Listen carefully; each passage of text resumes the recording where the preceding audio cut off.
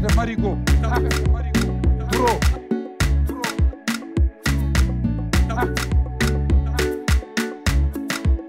Inspecteur Marigot. Trop. Inspecteur Marigot.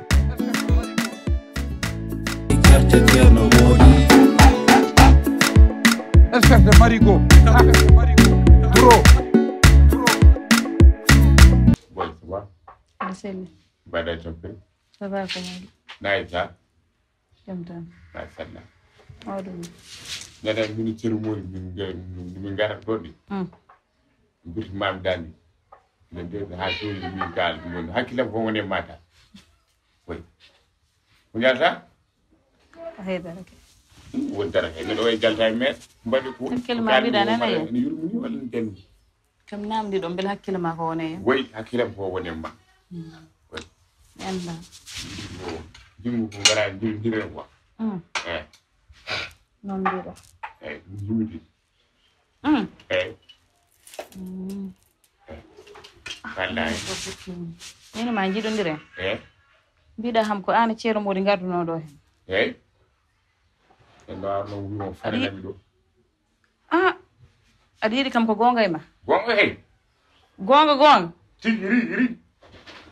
Jonnon taw dari di kam. Ada ni binne ko jidmi. Ala.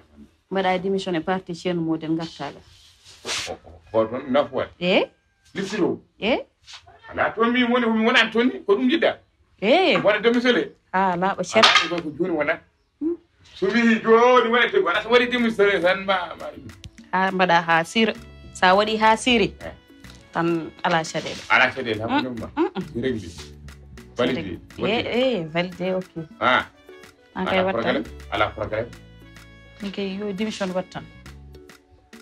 Tan cermol. Wona. Hambada ko mbimi ko? Tan dum tan.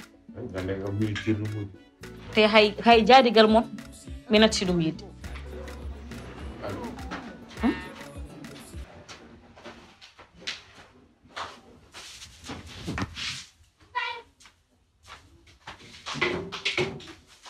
Halinan wujje ko ma tawana dum do jodi ko pattame hala he patam ko nyaami mango ma ni de William yu pere men boni Samba ko patta mimi ko patam holu ana yar ko wadar ko ala ko bañ wona gor wona gor o bañ wona gor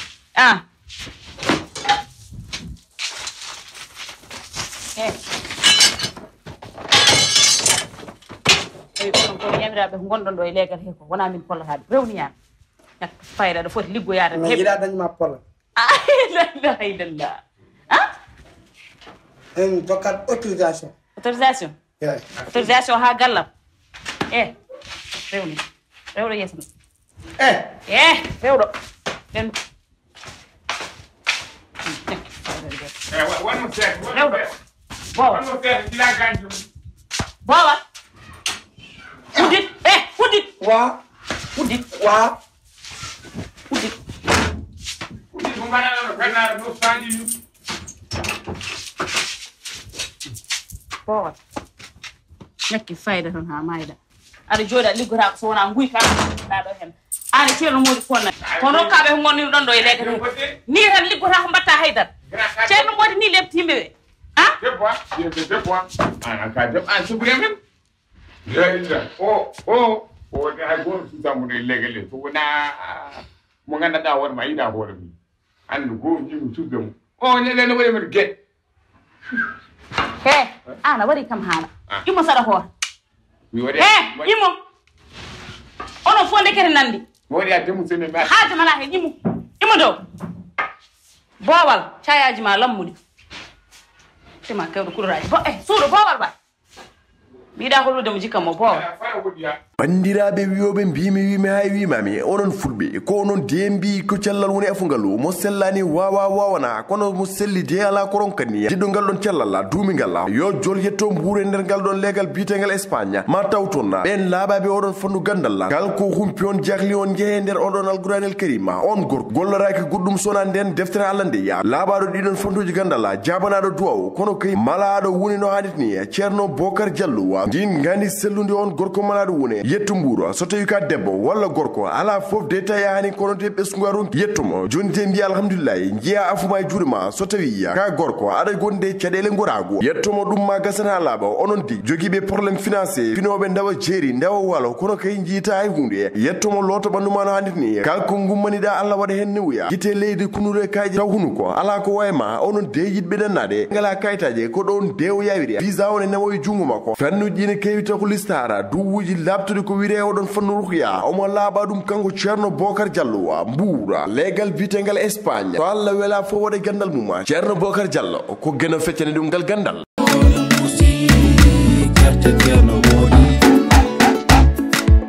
espèce de marigot trop boy karunka bada nice boy guerrier ndanan non ndanan non bada ta ber ça va badone gol no boyji mbadi Cool. ba eben dil Nice. Nice kay. boy karunka ɗum ko woni Ganja. yamba Bada ko burit. Waddu muscation. Ada fodde. Ala problème non podgol haydara musani hen. Wallahi ala problème.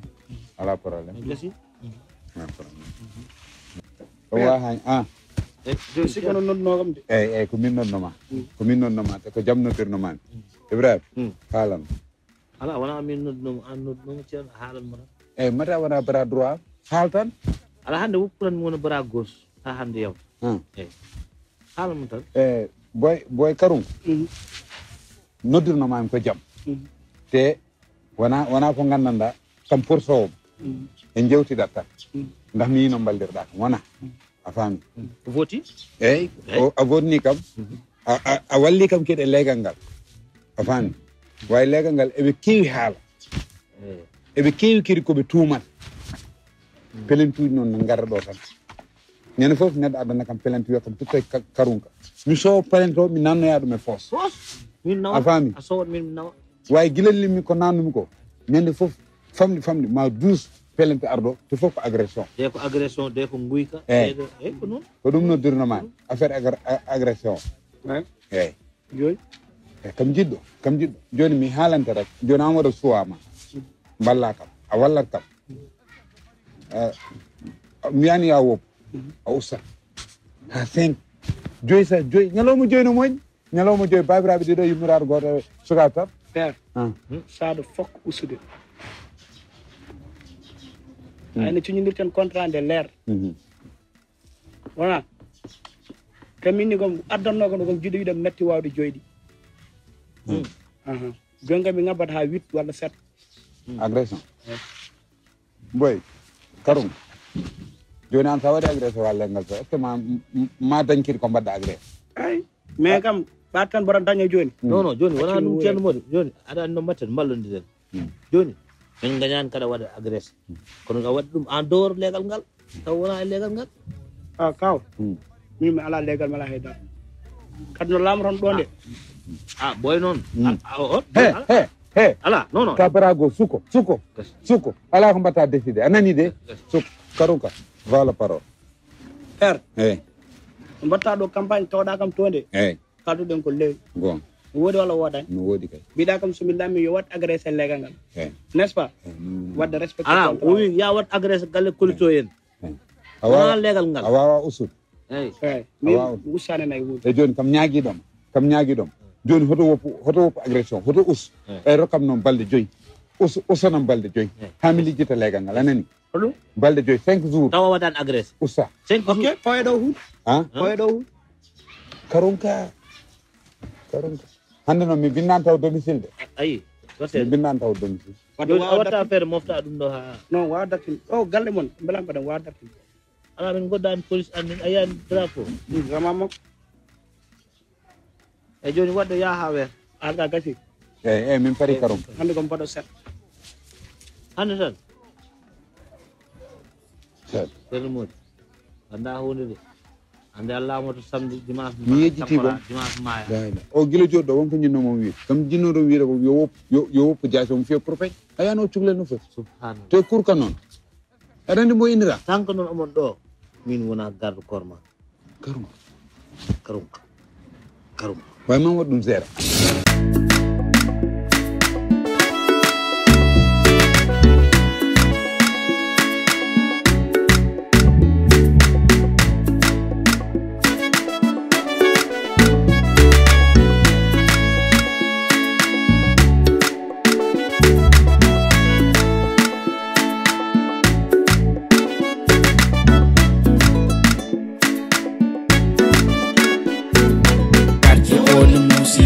Marico.